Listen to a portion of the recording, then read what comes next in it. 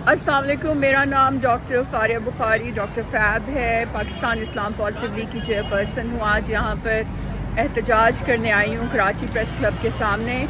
अफसोस की बात है कि पाकिस्तान में जो डीप इंटरनेशनल स्टेट है वो पाकिस्तान के इलेक्शन इंडस्ट्रियल कॉम्प्लेक्स को फंड कर रही है, और ये वो लोग हैं कि जो वैसे पाकिस्तान की मईशत में एक रुपया लगाने के लिए तैयार नहीं होते।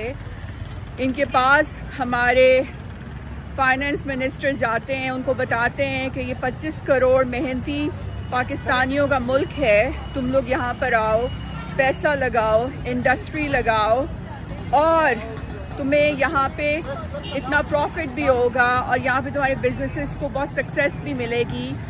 लेकिन अफसोस की बात है कि ये तमाम बैरूनी कुव्वतें जो हैं पाकिस्तान की मईशत पे एक रुपया नहीं लगाएंगी।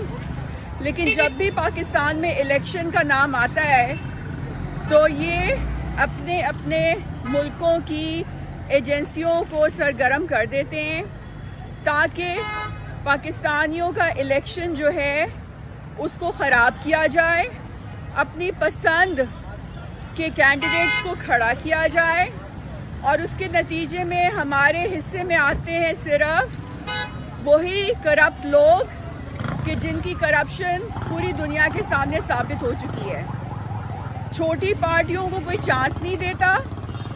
छोटी छोटी डॉल्फिन्स, मैं उनको कहूँगी, इन शार्क्स के मुकाबले में ऊपर नहीं आ सकती, उनको कोई मौका नहीं दिया जाता और ना वो इलेक्शन ख़रीदने की मुतहम्मिल होती हैं और ना ही उनके पास इतनी ताकत होती है, ना इतना असर रसूख होता है कि वो पाकिस्तान के मीडिया में सामने आ सकें और लोगों को अपने मंशूर के बारे में बता सकें। जबकि पाकिस्तान के तमाम जो करप्ट लीडरान हैं उनको पूरी तरह से मौका दिया जाता है कि वो बार बार जमहूरियत का चूरन मंजन, नकली जमहूरियत की लोटाक्रेसी पाकिस्तान की आवाम को बेचें। और इस इलेक्शन में भी यही हुआ। इलेक्शन का शोर मचाया गया। बैरूनी कुव्वतों ने पहले कहा, पाकिस्तान के ऊपर प्रेशर डाला कि फौरन से पहले इलेक्शन कराओ।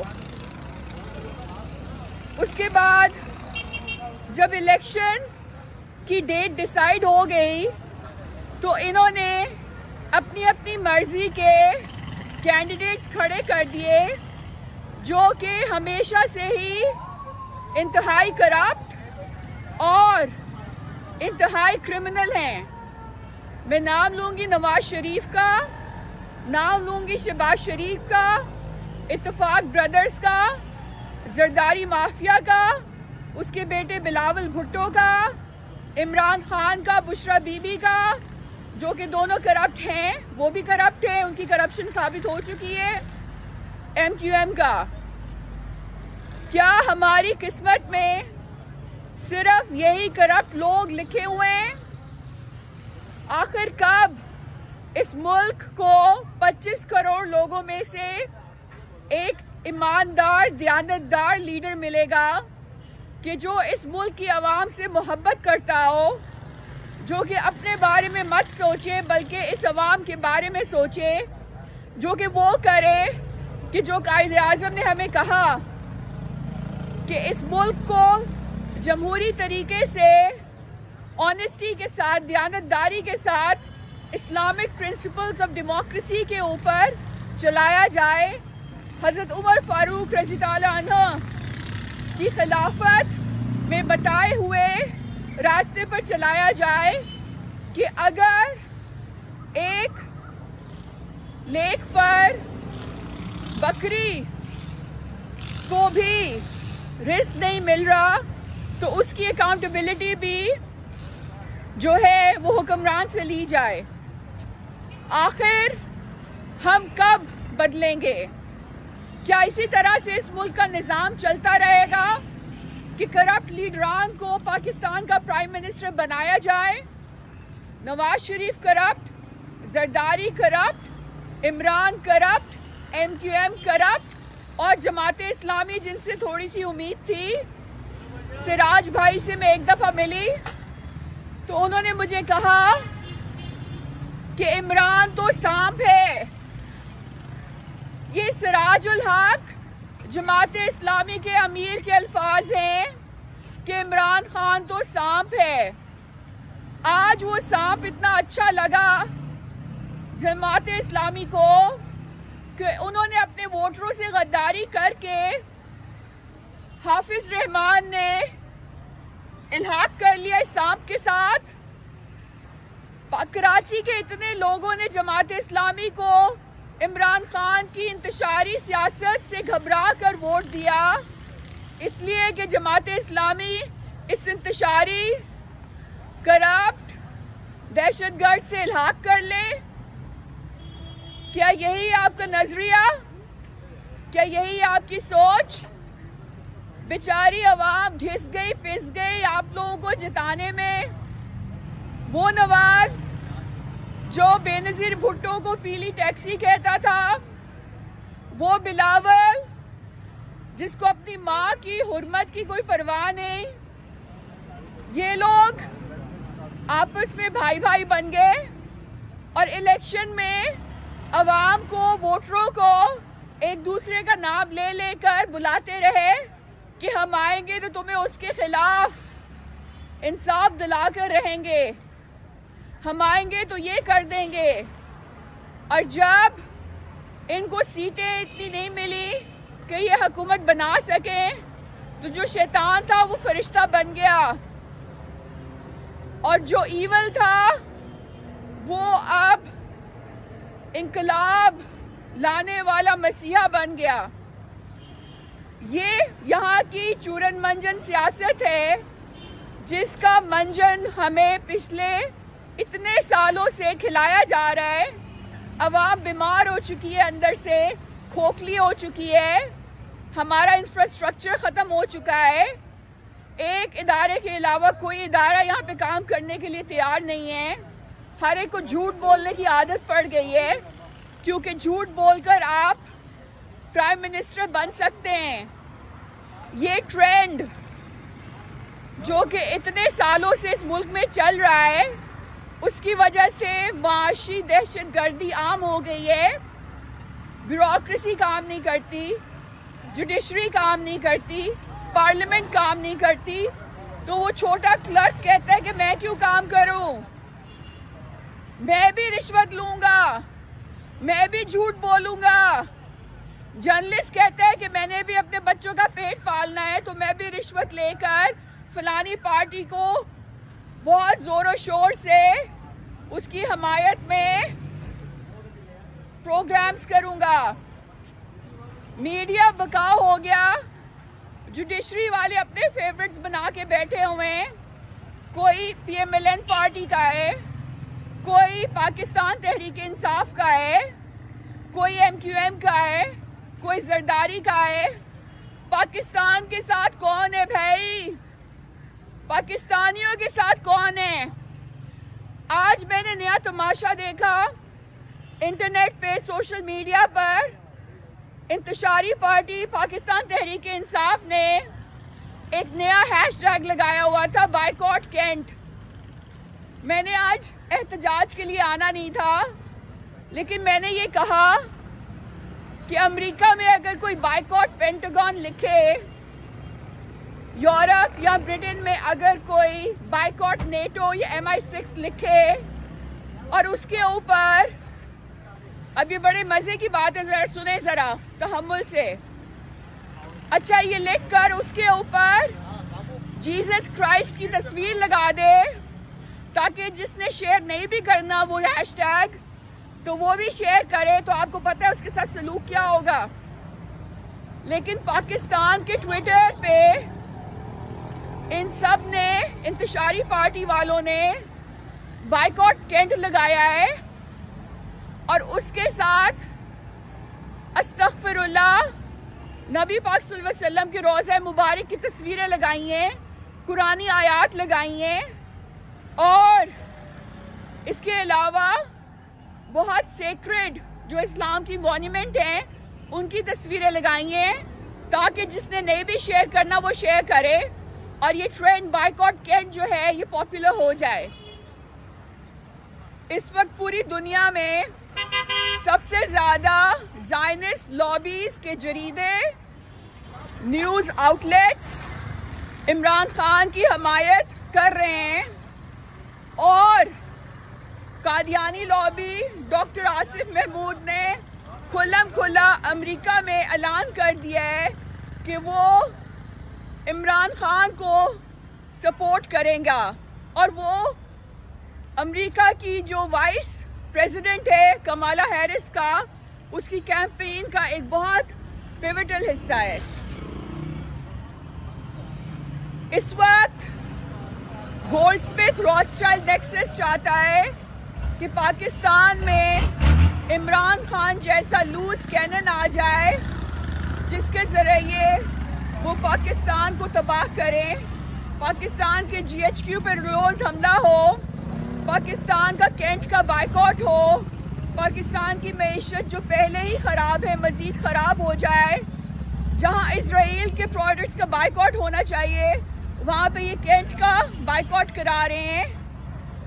ये मुझे बताएं ज़रा, ये फौजी फर्टिलाइज़र वाले कौन हैं? ये रिटायर्ड आर्मी के अगर लोग हैं तो ये सिविलियन हैं। इनको भी वही हक है बिजनेस करने का जो कि मुझे और आपको है इस मुल्क में। अगर वो कोई बिजनेस करते हैं तो उसमें क्या बुरी बात है?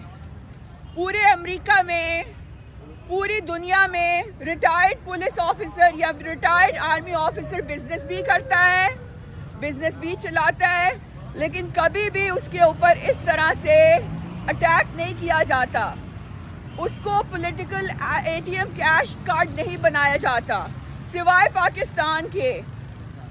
आखिर इसका मकसद क्या है?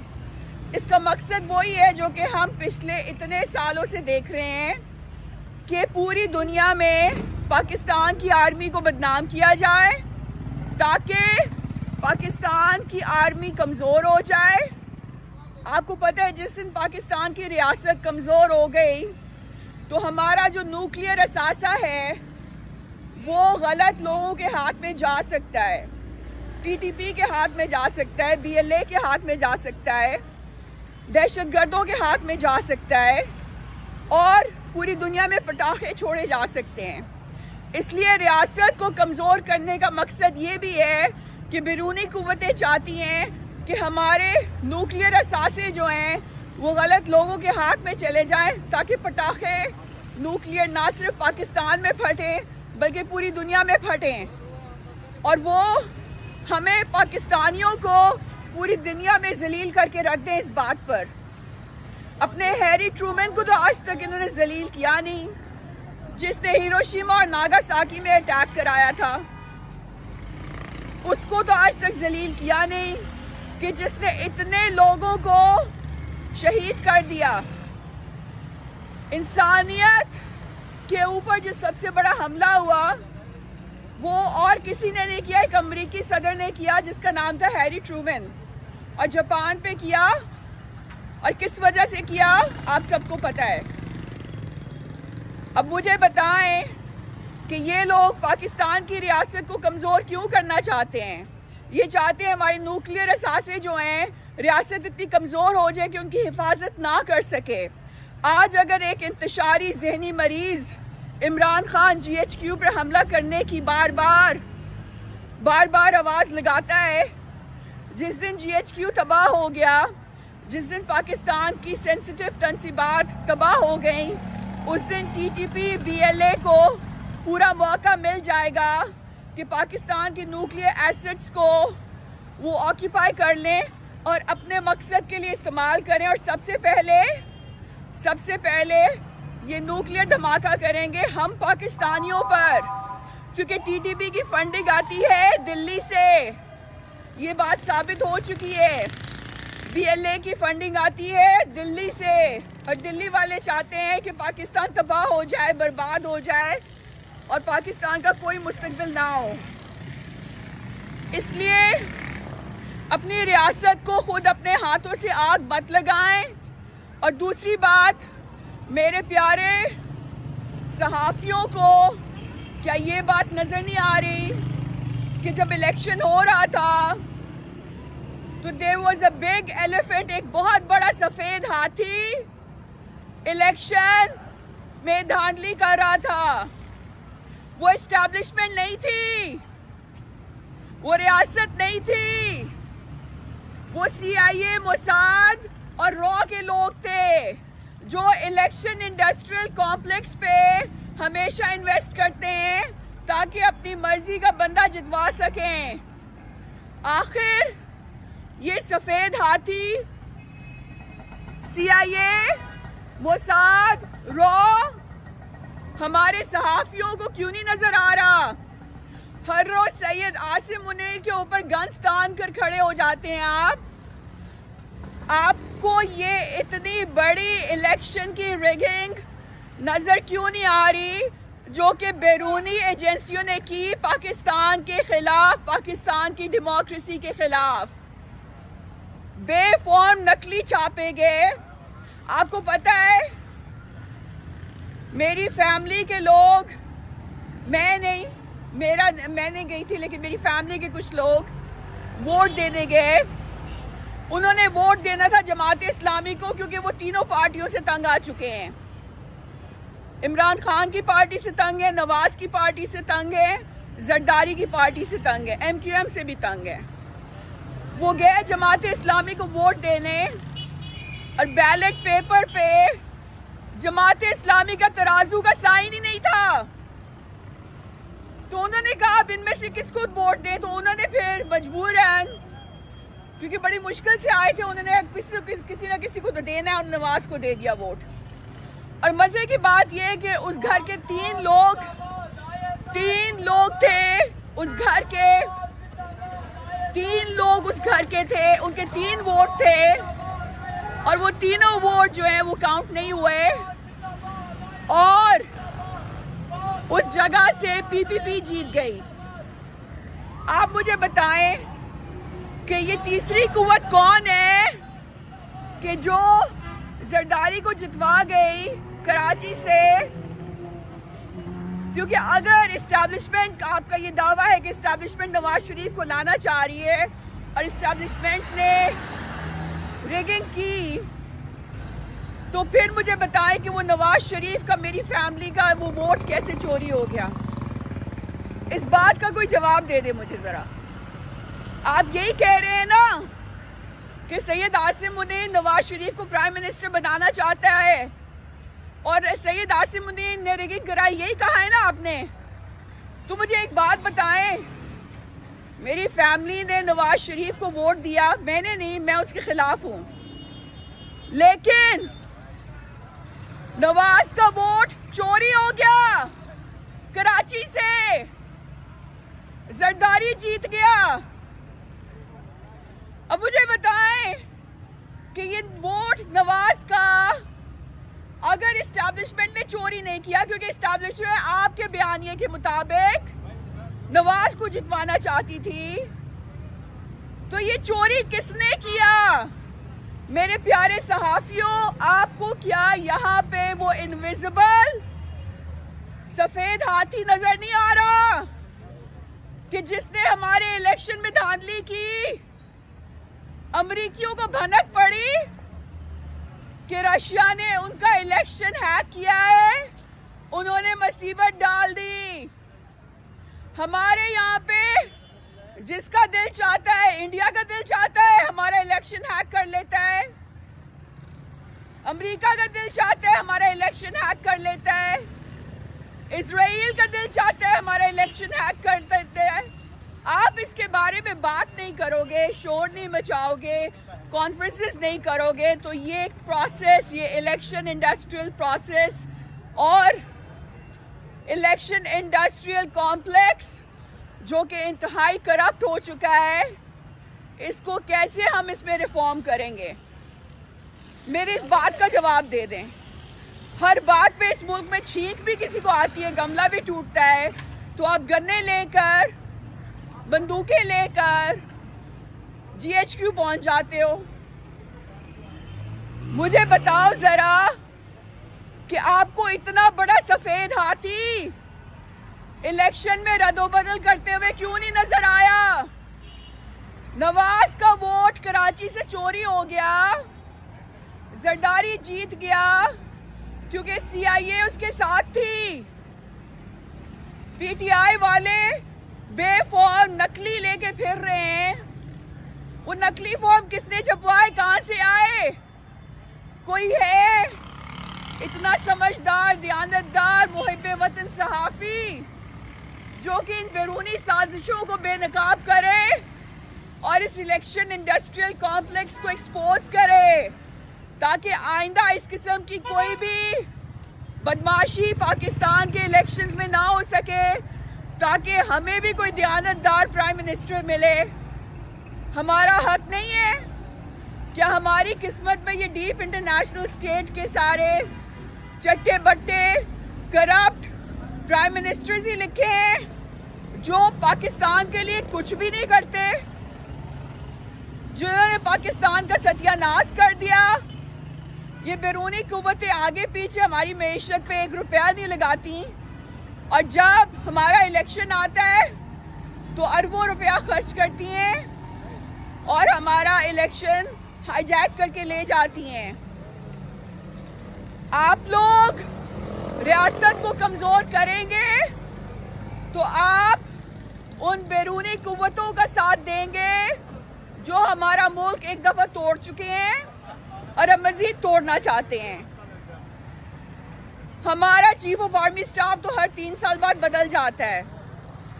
मुझे एक बात बताएं, ये जो सियासतदान है ये कभी नहीं बदले, 40 साल हो गए। भाई साहब बहनों, 40 साल हो गए। रियासत का लीडर तो हर 3 साल बाद बदलता है। ये सियासी बदमाश, उनके बच्चे हमारे सर पर अभी भी मुसल्लत हैं। ये बात समझ नहीं आ रही आपको?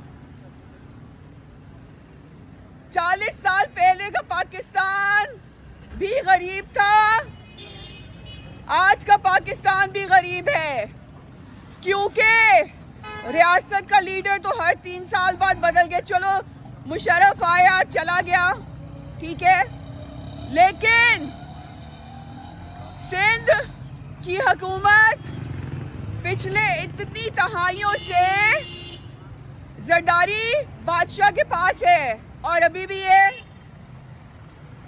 पंजाब में नवाज शरीफ आया, इतने सालों से हुकूमत की। सदर्न पंजाब में जाके देखो क्या हशर हुआ है किसानों का, पता चल जाएगा। KPK में इमरान खान बैठा हुआ है, 10 साल तो हो गए ना। क्या वहां पे सोने की नहरें बह रही हैं? मुझे बता दो, मैं भी जाके देखूं। बुलाओ मुझे पेशावर, दिखाओ मुझे इमरान ने क्या कर दिया। अरे उसकी बीवी करप्शन करती रही, सारी दुनिया को करप्शन के ऊपर भाषण दे रहा है, लेक्चर दे रहा है। भाई तुम अपनी बीवी को तो कंट्रोल करो, अपनी बीवी को तो करप्शन से रोको। जो शख्स अपनी बीवी को करप्शन से ना रोक सका वो पूरे पाकिस्तान में क्या करप्शन खत्म करेगा? कोई अकल कर लें आप।